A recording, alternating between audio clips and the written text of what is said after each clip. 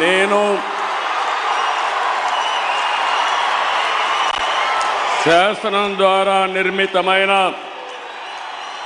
భారత రాజ్యాంగం పట్ల నిజమైన విశ్వాసం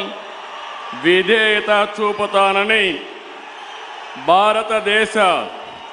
సార్వభౌమాధికారాన్ని సమగ్రతను కాపాడుతానని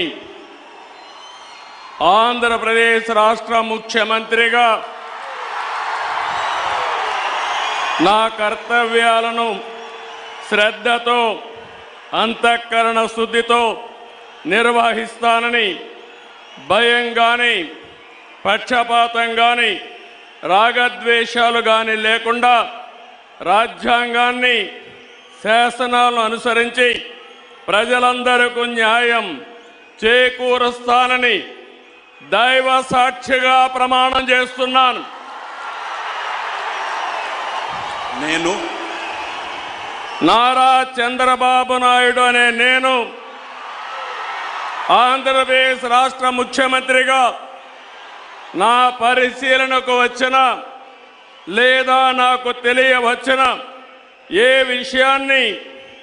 నా కర్తవ్యాలను సక్రమంగా నిర్వహించేందుకు